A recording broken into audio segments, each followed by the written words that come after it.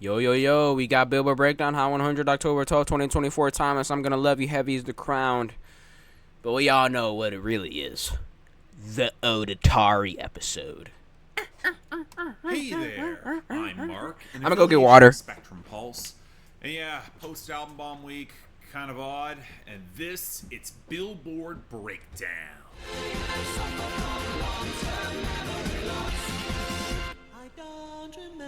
There are two ways to consider this week. The first is that it's a relatively standard post-album bomb episode where Future perhaps lingered more than you would expect, but we got a very healthy list of new arrivals and returns. The other way to view it is that, at least according to Billboard at this time, it's the second last week of their Billboard year for 2024, as this chart becomes less and less representative of a calendar year and a sane historical record. I'd say you could resolve it by just adding a few weeks to get it closer in line with maybe the end of November, but either we're not that lucky or Billboard isn't that smart, probably some of both. You know what, take your pick at this choice. Mostly not smart. Is our top 10, where for yet another week we got a bar song, Tipsy by Shabuzi, at the number 1, the very top. Yes, it lost the top spot in both streaming and sales, but it's so consistently strong. Alright, a bar song, you had your time, buddy. Yeah, look, I like you as a song. It's time to go. As I said, it's time to go. It could challenge the record for the most weeks at number 1 because I'm not seeing what could really obviously stop it. Some respect to Birds of a Feather by Maroon 5. Maroon 5 surprise album. New lead single with Drake. New lead single with Drake, number 1 debut. Number 2 off the music video, She's Trying, but it spent the week largely declining on the radio, and there just was not. Hey, Billie Eilish, you know why you didn't get the number 1? Because that video sucked ass. I don't care. In the top 10, at number 3, Timeless by The Weeknd and Playboi Carti. I'll get into the song proper later on. Ever since I was legit, I've been legit. With streaming and sales, I've the been latter of legit. which wasn't really enough alongside radio, slow to the punch to debut at the number 1. And I don't expect the inertia last year. I don't see this crossing over. All of which throws back I Had Some Help by Post Malone and Morgan Wallen down to number 4. Although with both streaming and radio losses, it was firmly in decline anyway, which to a lesser extent was true for Espresso by Sabrina Carpenter down at number 5. Although the radio losses were not quite as pronounced. Then we had Die With A Smile by Lady Gaga and Bruno Mars at number 6, where I keep expecting them to where do you think KSI's new song is gonna debut, guys? Where do you think? Slow to fully embrace the song, which is kind of surprising considering the big name recognition of the two of them. At least with Chaperone and Good Luck Babe falling back to number 7, it kind of They play Chaperone all the time, bro. I've been listening to radio more, bro. They play Chaperone so much. And this is her breakout year. And that's kind of similar for Lose Control by Teddy Swims at number 8 with a bizarre. I wish they played Casual, though. They only play Hot to Go and Good Luck Babe. I know those are the hits, but Sabrina Carpenter as Taste held at number 9 thanks to strong enough streams to hold up the rather underwhelming radio push. And Please slid down to number 10 as the radio dumps it with less streaming in order to boot. And that naturally takes us to our losers and our dropouts here, which after a Future album bomb in the latter category, I was ready for the bridge. Translates to Stick Season by Noah Khan, making its pretty expected exit alongside One of One by Gunna, which probably will just clinch its year-end list spot for 2024. And the losers are all pretty much just Future here. Lil Demon at 49, Teflon Don at 55, Pluto Ski at 62, Too Fast at 65, Ski at 73, and All Red by Playboi Carti at 72.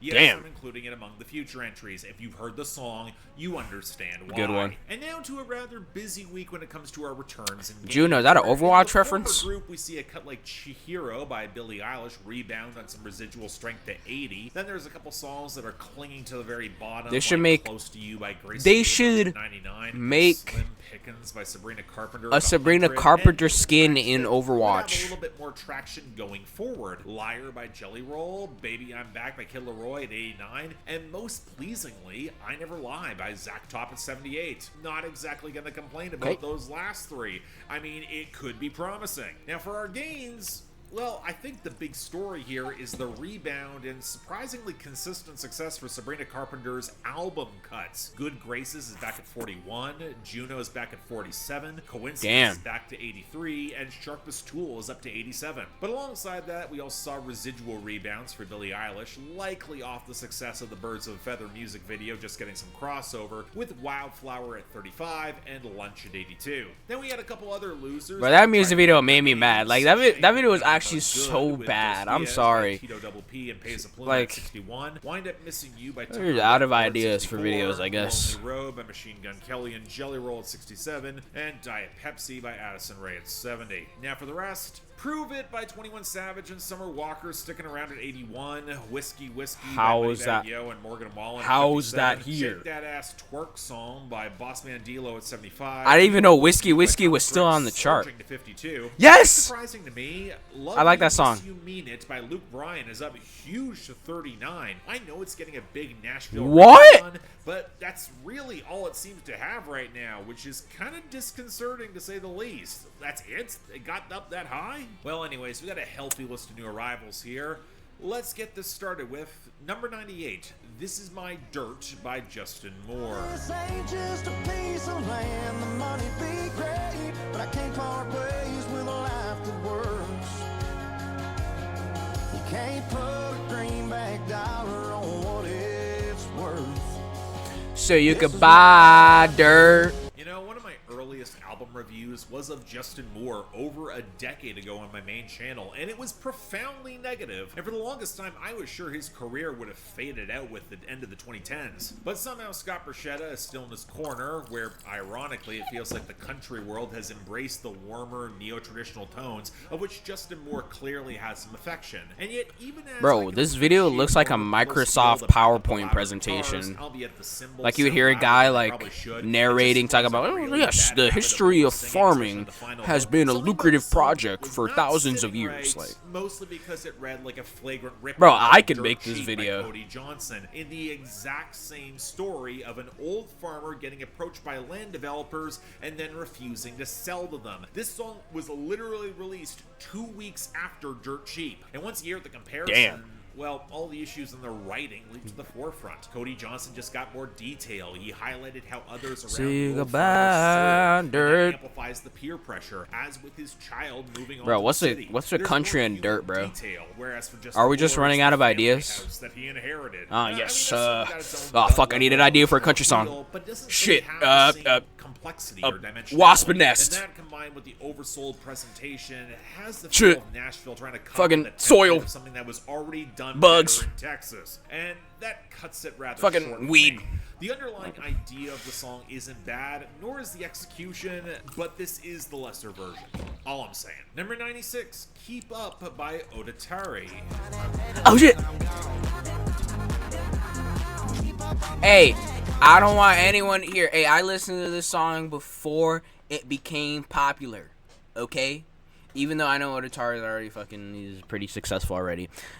I listened to this song before everyone was using this sound on TikTok and YouTube Shorts. Okay? I don't want to hear it. Okay? I've been keeping up with Odetari. Okay? He's been releasing some music. But I do like this song. And Desire. Go listen to Desire. Desire is a way better song to keep up. Yeah, Mark's not going to like this. Sad to say. Look, this is going to be another classic of me liking a song and Mark not. I'm starting to think we might be just opposite. So, I mean, it makes sense, right? I'm an African-American 17-year-old. He's, what, like 40? No, he's not 40. Is he 40? No, he's like, he has to be a cool 32, maybe a cool like a cool 35, I would say, maybe. 35-year-old white man. Yeah, we're definitely not gonna have the same tastes. But when we do have the same tastes, it's very magical. I guess I shouldn't be surprised that this finally crossed over from TikTok virality, so meet Odetari. He's a Texas rapper, he's built a lot of online buzz the past 2 years, and he's been known for having a glitchy, EDM-adjacent sound, and by that, with this, we've got a slice of pop rap that will.i.am could have produced in 2010, with plenty of chiptune synths, auto-tune, and choppy stuttering vocals. Except the big difference is that outside of the thicker knock of the beat and the flattened skitter, will.i.am would never have allowed the production quality to feel this lo-fi and clunky, as the song just decomposes into a Texas chopped and screwed outro, especially given how compressed and muddy the textures become, and it had me wondering if I had a bass-boosted file and bootleg and not streaming from Tidal. But in the tradition of that era, the lyrics are really simplistic and flimsy. Me stacking up paper, try to keep up with him, the occasional stupid line dripping from the sweat like a bidet. Ew. That's fire. That's fire. That understands that era of the club boom might slip into the nostalgia window, and the ragged production is indeed part of the appeal, especially with the outro. But look, that sound did not age well at the time. This feels at best like a lateral mood replicating some of the really weak moments. I'm not going to deny it's catchy, but I'm also not going to say it's good. Let's move on. Yeah, I mean, that was just obvious. Yeah, like, well, he was gonna be like, oh yeah, I love it. I think the glitch is very cool. Like, no. Come on, guys. Come on. We know Mark. He's not. No, that's not gonna happen. Did decide that Peso Pluma wasn't doing enough, so we have to start getting more songs from one of his brang counterparts? I mean, sure, Tito Double P's got more sleazy energy, and I think this song keep up, I'm too fast, I'm too fast. The accordion around the farty horns, and that electric guitar that's buried at the back of the mix that does add a different texture on the outro. Clearly, the production budgets have gone up considerably. I'm just not sure all these pieces really fit together that well. It's not like the song's got much in the way of a groove or knows how to adequately accentuate that electric guitar behind all the rattling bass. I mean, it sure as hell doesn't play with it properly in contrast against the accordion. And when you translate the song and discover it's just a crazy binge on flexing, drugs, and cheating on his girl with her friend, yeah, no, I'm not on board with this. It's got some interesting ideas. I can't say I'm a fan. Number 91, Or What? By He's not going to be a fan of this.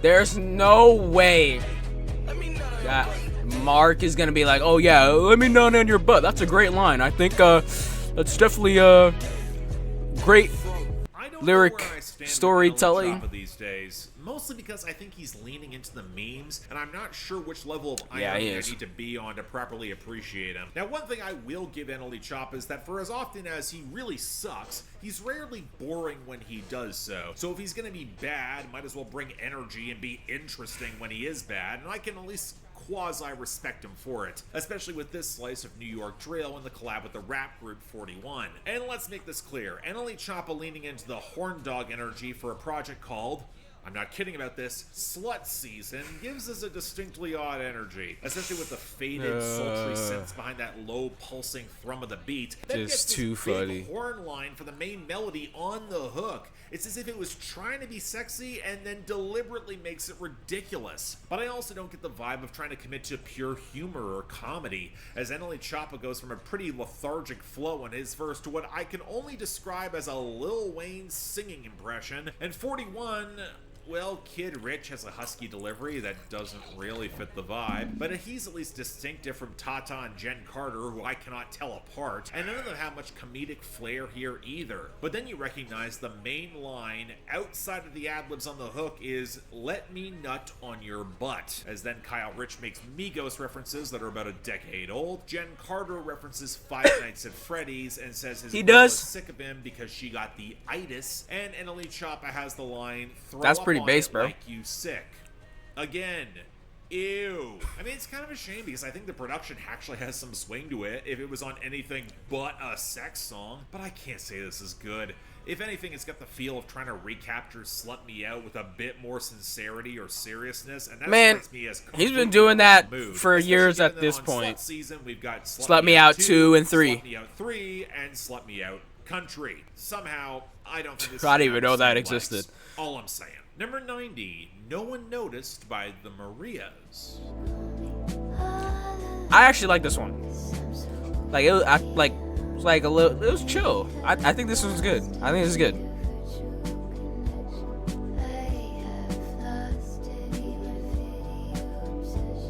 last time I briefly talked about the Marias was back in 2022 when they had a feature on Bad Bunny's album. Haven't really seen a lot of buzz for them since, but this is a song from their sophomore album entirely in English, which I guess should not be all that surprising for a California indie pop band, and, well, the cooing, soft-focused vocals make a return, but it kind of works for more of a dream pop vibe with the gauzy, down-tempo synths, the steady drum work, and that echoing guitar smolder midway back. And on that note, the song is all about capturing that lonely feel of yearning for your lover, or ex-lover, halfway around the world to call, provide at least a video connection, and if that doesn't work, maybe she might How did they make this video? and go see them before Why am I frozen? vanishing again. She doesn't want to be too much of a bother. And I think the key word here is maybe.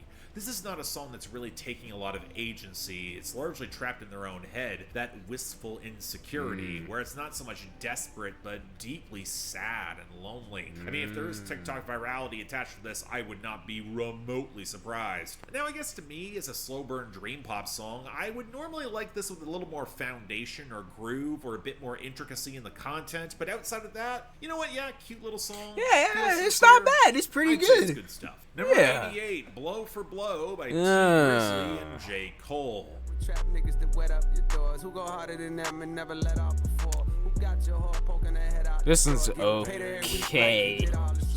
I don't think I would ever return to this.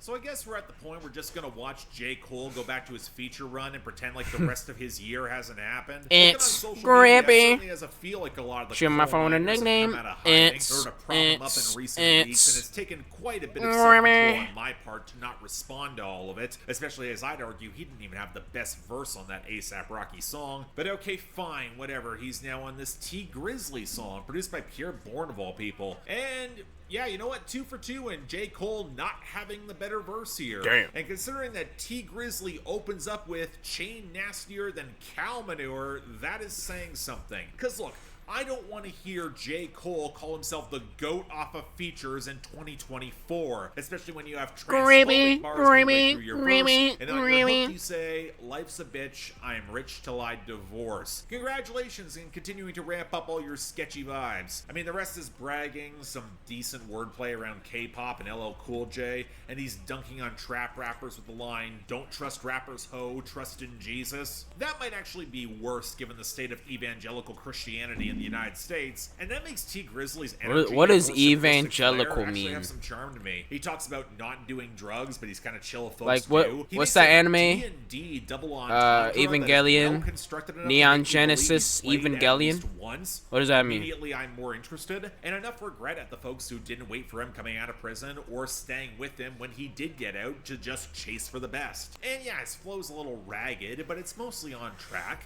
and the minimalist keys backing up the heavy, if somewhat cheap-sounding trap knock, it's something he can manage. In other words, yeah, I know, the Cole feature is probably why this charted, but it shouldn't have been.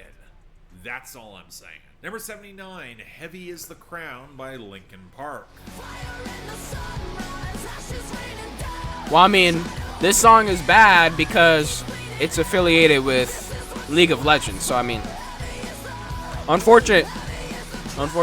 Okay, so I thought the first Linkin Park single, opting for a defensive posture, was probably the wrong move. And again, it's not like all the sketchy buzz around their new lead singer has precisely evaporated, but I was willing to give this a proper chance with that utter misquote of the original Shakespeare from Henry IV, uneasy lies the head that wears a crown. You're not talking about the crown itself. Now, some of that might also be likely tied to the song being the official League of Legends World's Anthem for this year, and apparently an orchestral version of the song is intended for Arcane, and honestly, I think it's a little better for it, especially melodically with that slightly weathered melodic sample nestled within the riffs, as it plays to some of that same confrontational energy of taking up a difficult challenge and then having to struggle to actually get through it. Granted, if we are making the comparison to royalty and Shakespeare and then being on top, I'm not sure they would get away with some of the subtle self-aggrandizing. Sorry, guys, Or at I'm least not they get that they set themselves up informed for with it, the and Emily Shakespearean Armstrong lore. is so holler like nobody's business. Now, if I think there is a misstep here, it might have actually come from Mike Shinoda. He's not as good of a rapper as I think he thinks he is, and the melodic slowdown right before Armstrong cuts loose on the bridge, it kind of undercuts some of her momentum. But as it is, you know what? Look, if I'm getting a song associated with Arcane, I will certainly take this over Enemy, but I only consider it a slight step up. Not great, No. but it works. Number 68, Fall Fast in Love by Rod Wave. Rod Wave still making music in 2024. Alright, let's try this again. Hell, Rod Wave even has a song with a modicum of structure and hooks this time. I got every incentive to like this, and you know what? Yeah, I do. I do like this more. The gentler acoustic and electric guitar lines around the piano are actually really pretty, even if I think the rougher trap percussion feels a bit too heavy and clumsily mixed. With Rod Wave, what else is new? And Rod Wave's romantic framing is a little bit better, as he highlights how quickly he falls in love, and often for the These wrong people got reasons. Minecraft He's passionate health like that, points. alongside the usual thug posturing that I'm not really sure the song needs. I think he could have gotten a lot more out of explaining the wreckage of those God, please past don't let me relationships that have ever had be their in that lingering situation, impact, as he bro. highlights in the second verse, or at least Oh bring my in God. a little more maturity. The "do you like me" messages, they kind of feel a bit childish, even if I do think there is a certain sweetness and honesty to around them. But in other words, yeah, it might be the most I've liked a Rod Wave song in a while. Some of that is the production, some of it's the sincerity. I'm gonna say it's really nice. Good stuff. Number 42, I'm Gonna Love You by Cody Johnson and Carrie Underwood. As a Bible verse, my heart skips just thinking of you. Go on and let it all, baby, we can't lose.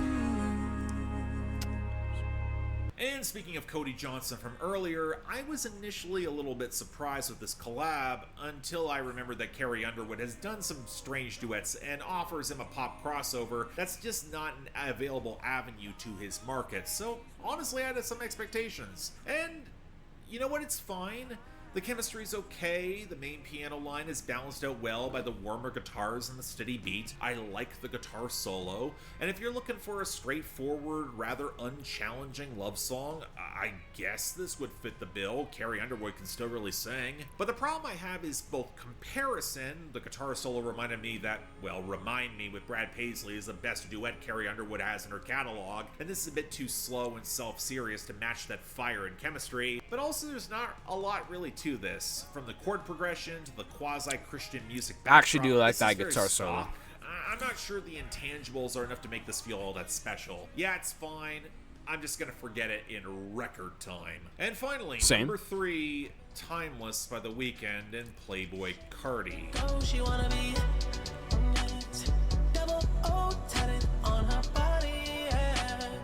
It don't matter what they say, I'm timeless, yeah. Somebody needs to explain to me why The Weeknd has this desire to work with Playboy Cardi, because I don't think they complement each other Hey, that well. let's be honest. Aside from the painful irony Cardi of has this a timeless stimulus split, for package me, nowadays, everything bro. about Playboy Cardi has felt immediately dated to its specific time and place. Popular was a terrible fucking song, and I heard the buzz behind this was disagree. not much That song better, is fire. especially as this was apparently the original, recorded over a year ago sometime. It's more of a Playboy Cardi song, produced by Pharrell of all people. And yet here's where I might surprise folks and say I don't dislike this as much as I feel like okay. I probably should. I think it might be the groove. Maybe it's my preference for trap beats from Pharrell with the glossy, rain-soaked burble of the beat that creates that chillier groove. But yeah, I think the production really works here. And I was almost on board for Cardi switching constantly from his regular vocal tone to more the baby voice. Even if, of course, he's got nothing that interesting to say besides sex and brand name flexing for what this sort of song is. And while I won't say The Weeknd does much better in terms of his own flex, I think he's got much better command of the smokier atmosphere, whereas Playboy Cardi just kind of sits on top of it, where the opulence and success in Toronto has an icy, I don't know if I agree with that. vibe only intensifies as the song concludes. I think the far more alarming problem is that of The Weeknd's lead-off singles, neither of them have the immense power or presence or intensity of his best. Maybe it's the tempo, maybe Right. it's the content, maybe it's just missing an edge. I'm not really sure. Either way, I don't think this is Like, quite it's as crazy. bad as some folks have This made is out supposed to be be, like even if the industry on an album in a thinks trilogy it's where he has saving Blinding Grow. Lights, But Save Your I can't think Tears, it's called that good either. Out of Time, That's Less Than likely Zero. the Like, much these singles are supposed to be up but to okay, par with that those was songs, certainly a and they're not. Why did it feel longer than usual? And the best and worst are Unfortunately. kind of in odd places. Then the latter group, hot take, I'm gonna go with Keep Up by Odetari. There is no excuse for the production to sound that shoddy, even if you are gonna chop and screw it, with a dishonorable mention going to Or What by Eneli Choppa and 41. More because the song doesn't work Don't care. at all, even if Keep it's got up to good number elements. one, I still guys. do like that production. For Nah, the that best, is definitely a bit more not. It's not even. straightforward,